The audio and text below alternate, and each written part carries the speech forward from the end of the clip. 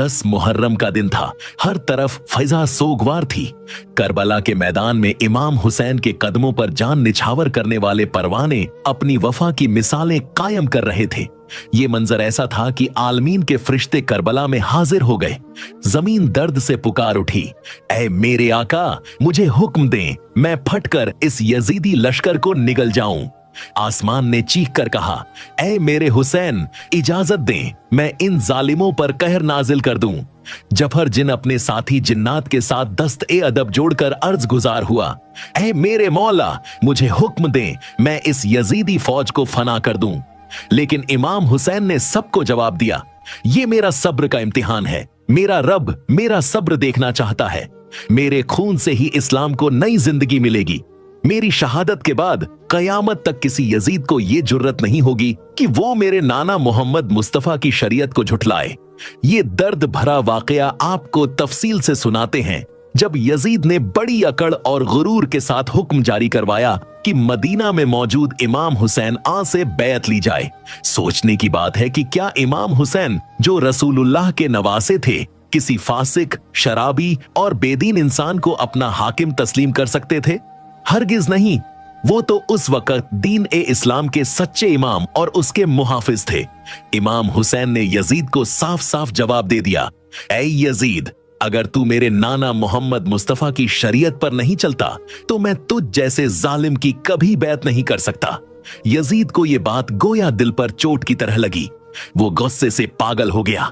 फौरन हुक्म जारी किया कि इमाम हुसैन को शहीद कर दिया जाए। दरअसल उसका इरादा यही था कि मदीना ही में आल ए रसूल का नाम और निशान मिटा दिया जाए। जब इमाम हुसैन को इस साजिश की खबर मिली तो उन्होंने अपने घर वालों और अजीजों को पास बुलाया और नरमी से फरमाया, मैं नहीं चाहता कि मेरे नाना के शहर में मेरा खून बहाया जाए।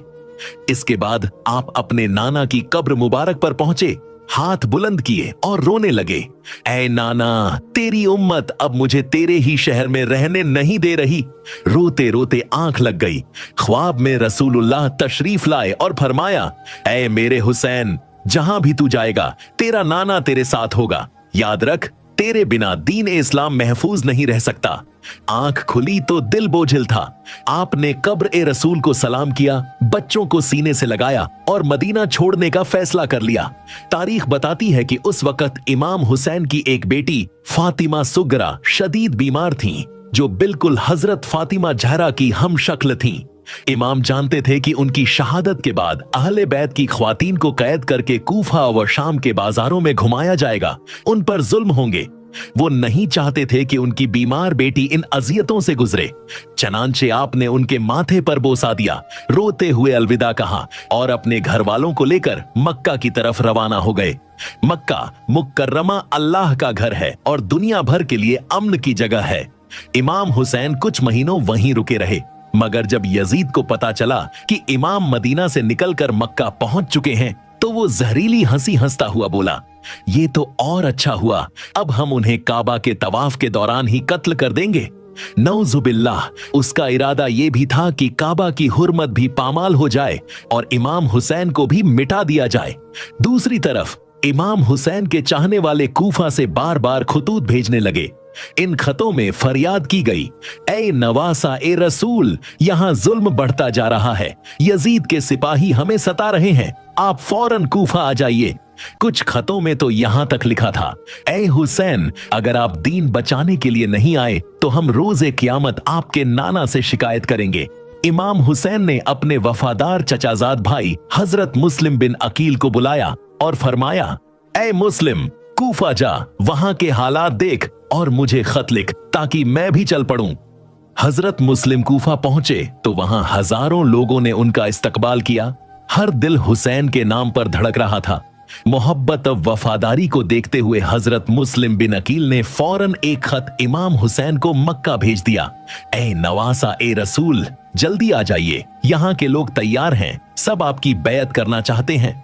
उधर इमाम हुसैन जानते थे कि यजीद उन्हें मक्का में भी शहीद करने की साजिश कर रहा है। वो नहीं चाहते थे कि काबा का आंगन उनके खून से रंगीन हो और ना ही वो अपने मानने वालों की पुकार को नजरअंदाज कर सकते थे। चनांचे उन्होंने बच्चों, ख्वातीन और साथियों को साथ लिया और मक्का से कूफा की तरफ हिजरत का फैसला कर लिया। कूफा में हजरत मुस्लिम बिन अकील के हाथ पर हजारों लोगों ने बैत की थी। उनके दिलों में इमाम हुसैन की मोहब्बत थी और जुबान पर वफादारी के दावे। लेकिन जैसे ही यजीद को खबर मिली कि कूफा वाले मुस्लिम बिन अकील की क़यादत में हुसैन की बैत कर रहे हैं, तो उसने फौरन उबैदुल्लाह बिन जियाद जैसे जालिम और बेरहम शख्स को कूफा का गवर्नर बनाकर भेजा। उसका काम सिर्फ ये था कि कूफा वालों के दिलों में यजीद का खौफ बिठा दे और मुस्लिम की बैत को खत्म कर दे। इब्न ए जियाद ने कूफा पहुंचकर चालाकी और फरेब से काम लेना शुरू किया। कभी सोने और मालो दौलत का लालच दिया, कभी तलवार और खून का खौफ। जिन लोगों ने वफादारी के वादे किए थे वो एक एक करके पीछे हटने लगे, यहां तक कि हजरत मुस्लिम बिन अकील शहर की गलियों में तन्हा हो गए। वो हैरान और दिल गिरफ्ता होकर दीवारों को तकते रहते और बस इतना कहते, ए कूफा वालों, तुम ही ने तो मुझे खत लिखकर बुलाया था, फिर अब क्यों छुप गए हो?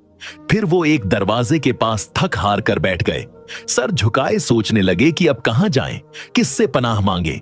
इतने में उस घर से एक ज़ईफ अम्मा बाहर निकली। जब दरवाजे पर एक अजनबी नौजवान को बैठा देखा तो बोली, बेटा यहां से उठ जा, गवर्नर का हुक्म है कि जो अजनबी नजर आए उसे कत्ल कर दिया जाएगा। हजरत मुस्लिम ने थके हुए लहजे में जवाब दिया, अम्मा, मेरा वतन मदीना है, यहां मेरा कोई घर नहीं। बूढ़ी औरत हैरान होकर बोली, बेटा तू है कौन? हजरत मुस्लिम मुस्कुराकर बोले, मैं इमाम हुसैन का नुमाइंदा हूं, मुस्लिम बिन अकील हूं।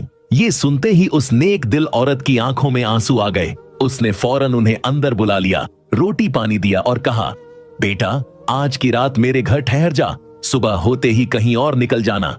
लेकिन किस्मत को कुछ और ही मंजूर था। उस बूढ़ी अम्माओं का बेटा, जो खुदगर्ज और दुनिया परस्त था, ये सब बातें सुन लेता है। उसे याद आता है कि उबैदुल्लाह बिन जियाद ने मुस्लिम के सर पर इनाम रखा है। वो फौरन जाकर इत्तिला दे देता है। चंद ही घंटों में यजीदी सिपाहियों ने उस घर को चारों तरफ से घेर लिया। हजरत मुस्लिम बिन अकील शेर की तरह घर से बाहर निकले और तन्हा यजीदी लश्कर से जा टकराए। उनकी तलवार चलती गई, सिपाही पीछे हटते गए। कई को जख्मी किया, कई भाग खड़े हुए, मगर दुश्मन ने मक्कारी से एक गड्ढा खोदा और हजरत मुस्लिम को उसमें गिराकर काबू पा लिया। फिर उन्हें गिरफ्तार करके उबैदुल्लाह बिन जियाद के दरबार में ले जाया गया।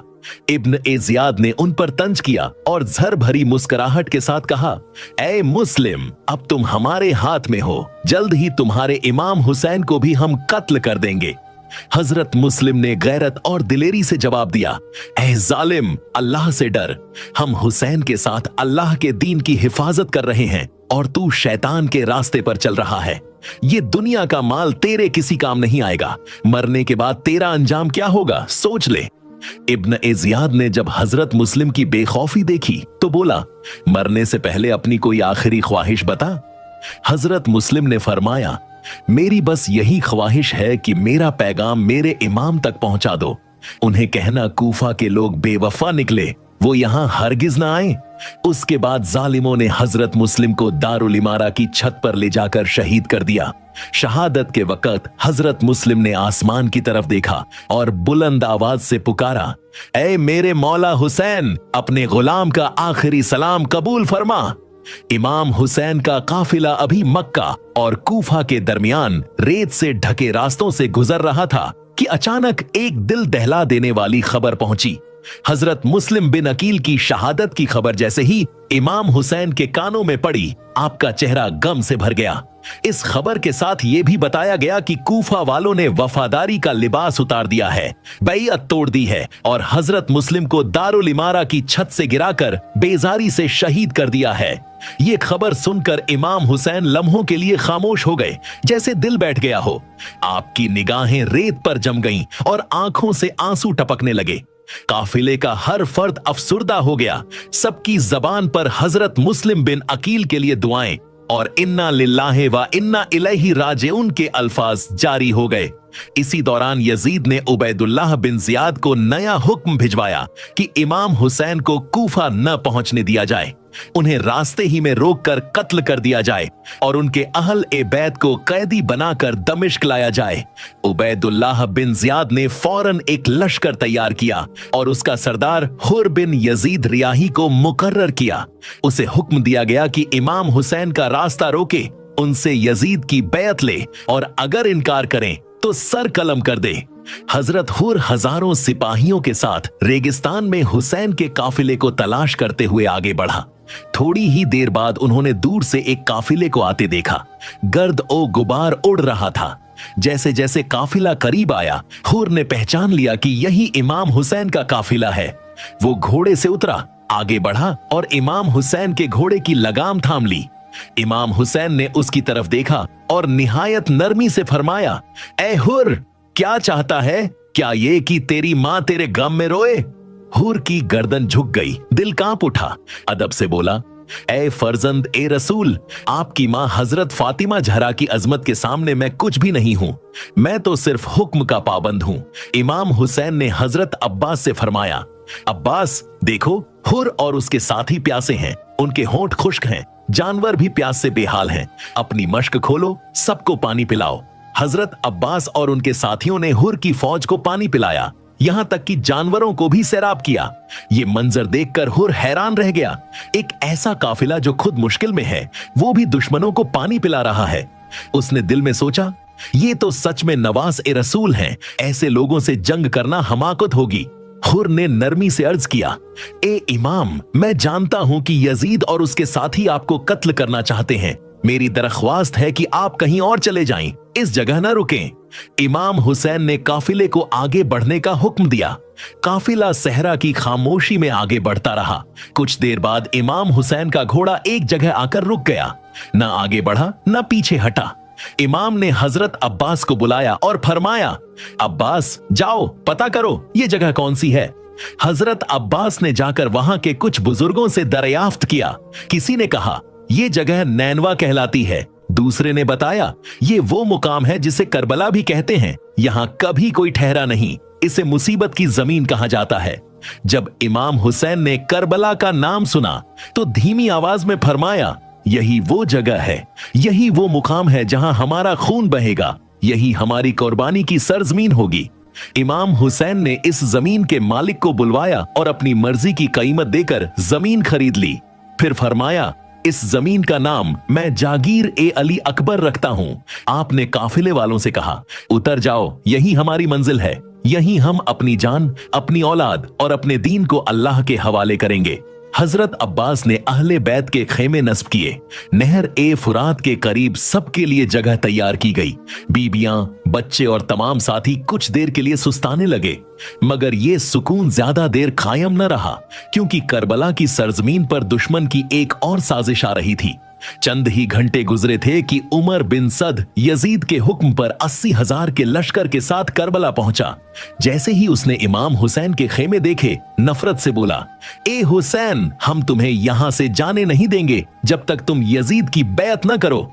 इमाम हुसैन ने नरमी और इत्मीनान से जवाब दिया, ए उमर, जाकर यजीद को कह दो, हुसैन की गर्दन तो कट सकती है, मगर हुसैन का सर यजीद के सामने झुक नहीं सकता। मेरा खून अल्लाह के दीन की गवाही बनेगा। दुश्मन ने खेमों को चारों तरफ से घेरना शुरू कर दिया। वक्त गुजरता गया, लेकिन इमाम हुसैन ने बैत से इनकार बरकरार रखा। उबैदुल्लाह बिन जियाद को फिक्र लाहक हुई कि उमर बिन सद शायद नरमी बरत रहा है। उसने शिम्र जी अल जौशन को भी बाकी लश्कर के साथ रवाना किया और साथ ये भी हुक्म दिया, अगर उमर ने नरमी की तो तू हुसैन और उनके साथियों को खत्म कर देना। शिम्र करबला पहुंचा, मंजर देखा और फौरन बोला, जब तक इनके पास पानी है ये कमजोर नहीं होंगे। खेमों को दरिया से दूर हटा दो, ताकि जब प्यास इन्हें तड़पाएगी तो ये बैत पर मजबूर हो जाएंगे। ये साजिश फौरन अमल में लाई गई। इमाम हुसैन तक ये खबर पहुंची तो हजरत अब्बास ने तलवार मियान से निकाली और गरज कर कहा, कौन है जो इमाम के खेमों को हाथ लगाए। इमाम हुसैन ने अब्बास के कंधे पर हाथ रखा, नरमी से फरमाया, ए अब्बास, ये सब्र का वक्त है, शुजात का नहीं, खुद जाकर खैमे दरिया से हटा दो। हम पानी के लिए नहीं, दीन बचाने के लिए निकले हैं। आने वाली नस्लों को यह पैगाम देना है कि हुसैन ने कभी पानी के लिए जंग नहीं की। हजरत अब्बास, अली अकबर और दूसरे साथियों ने खैमे नहर ए फुरात से हटाकर कुछ फासले पर लगा दिए। यजीदी फौज की बदनीयती यहां भी खत्म न हुई। 7 मुहर्रम की सुबह होते ही हुक्म दिया गया कि इमाम हुसैन और उनके साथियों का पानी मुकम्मल बंद कर दिया जाए। न इंसानों को पानी दिया जाए, न जानवरों को। अब प्यास की शिद्दत हर तरफ छाने लगी। खैमों में बच्चों की सिसकियां बुलंद होने लगीं। मासूम जबानों पर अल अतश की सदाएं थीं। ये आवाजें हजरत हुर बिन यजीद रियाही के कानों में भी गईं, जिन्होंने सबसे पहले इमाम का रास्ता रोका था। ये मंजर देखकर वो रो पड़े, दिल लरज गया। वो खुद से कहने लगे, क्या ये इंसाफ है कि रसूलुल्लाह के नवासे और उनके बच्चे प्यासे हों? 9 मुहर्रम को शिम्र और उमर बिन सद ने फैसला किया कि सुबह होते ही सब कुछ खत्म कर दिया जाए। उनका इरादा था कि इमाम हुसैन और उनके तमाम साथियों को शहीद कर दिया जाए और उनकी ख्वातीन को कैदी बनाकर कूफा ले जाया जाए। जब इमाम हुसैन को यह खबर मिली तो उन्होंने हजरत अब्बास को भेजा कि उमर बिन सद से कहो, हमें सिर्फ 1 रात और दे दो ताकि हम अपने रब से राजो नियाज कर लें, इबादत कर लें, सजदे कर लें, दुआएं मांग लें। कल जो वो करना चाहें करें। ये सुनकर दुश्मन हंसने लगे।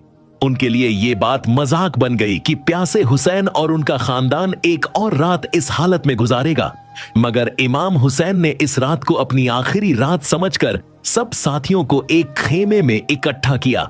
उनसे मुखातिब होकर फरमाया, मेरे अजीजों, इन जालिमों का मकसद सिर्फ मुझे कत्ल करना है। तुम सब आजाद हो, मैं अपनी बैत वापस लेता हूं।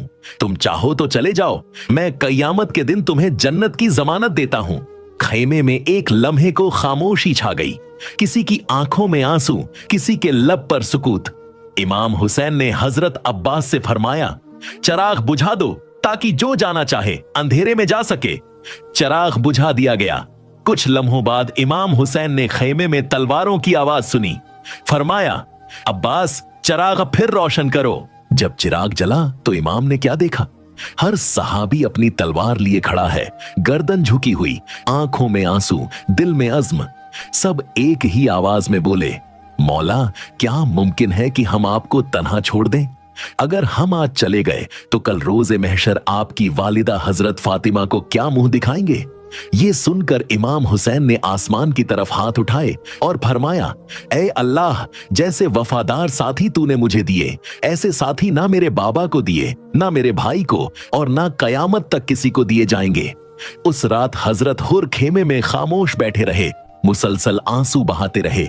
दिल में बेचैनी थी, जुबान पर यही सवाल, कल इमाम हुसैन शहीद हो जाएंगे, मैं सैयदा फातिमा को क्या जवाब दूंगा?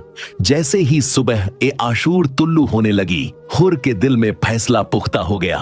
वो सब कुछ छोड़कर हुसैन की तरफ लौटने का इरादा कर चुके थे। फज्र का वक्त करीब था, लेकिन दुश्मन ने हमले का मंसूबा पहले ही तय कर रखा था। सुबह ए आशूर की अजान हजरत अली अकबर ने दी। फजा में अजान के अल्फाज जैसे कयामत को दावत दे रहे थे। इमाम हुसैन ने सबको नमाज के लिए तैयार किया। नमाज फजर अदा हुई और सब ने सजदों में अपने रब के सामने अपनी कुर्बानी पेश कर दी। लेकिन जैसे ही नमाज मुकम्मल हुई, यजीदी फौज ने हमला करने का इशारा दे दिया। उसी लम्हे हजरत हुर बिन यजीद रियाही ने अपने बेटों से कहा, मेरी आंखों पर पट्टी बांध दो, हाथों को रस्सी से बांध दो, मैं अपने मौला के कदमों में जाकर माफी मांगना चाहता हूं। हुर खेमे में आते हैं, आंखों से आंसू रवां हैं, इमाम हुसैन के सामने गिरते हैं और रोते हुए कहते हैं, मौला, मैंने बड़ी गलती की, आपका रास्ता रोका, बीबी फातिमा के घराने को परेशान किया, मुझे माफ कर दें। इमाम हुसैन ने उन्हें गले लगाया, सर पर हाथ रखा और फरमाया, हुर, मैंने तुझे माफ किया, अगर चाहे तो वापस चला जा, अल्लाह तेरा भला करेगा। हुर के आंसू थमे नहीं। उन्होंने अर्ज किया, मौला, अब कैसे जाऊं? ये जालिम आपको शहीद करना चाहते हैं। मेरी ख्वाहिश है कि मेरी गर्दन आपसे पहले कटे। उनके बेटे भी मैदान में उतरे, खूब लड़े, दिलेराना जंग की ओर एक एक करके शहादत पा गए। फिर हुर खुद दुश्मन की सफों में ऐसे गरजे जैसे शेर हों। वो पुकार पुकार कर कह रहे थे, ऐ लोगो, मैं वही हुर हूं जो कल तुम्हारे साथ था। आज मैं हुसैन के कदमों में हूं। अभी वक्त है, तौबा कर लो, वरना तुम पर कयामत तक लानत बरसेगी। लेकिन यजीदी फौज के दिलों पर पर्दे थे। उन्होंने हुर पर हमला कर दिया। हुर ने दुश्मनों को खूब जख्म दिए, कई मारे, लेकिन आखिरकार जख्मी होकर घोड़े से जमीन पर गिरे। इमाम हुसैन भागते हुए उनके पास पहुंचे, उनका सर गोद में लिया, अपनी वालिदा का दिया हुआ रूमाल निकाला और हुर के जख्मों पर बांधा। फरमाया, ऐ हुर, तू कयामत में मेरे साथ जन्नत में होगा। अब मैदान तैयार था। हर वफादार जान कुर्बान करने को बेताब था। हजरत अली अकबर, जो चेहरे से बिल्कुल अपने नाना की शबीह थे, बाप से इजाजत लेकर मैदान में उतरे। दुश्मनों को ललकारा, बहादुरी से लड़े, कई सिपाही झेर किए, मगर आखिरकार एक नेजा सीने में पैवस्त हुआ और वो घोड़े से जमीन पर आ गिरे। जुबान पर ये अल्फाज थे, अब्बा जान, अस्सलामु अलैक या अब्बा अब्दुल्लाह।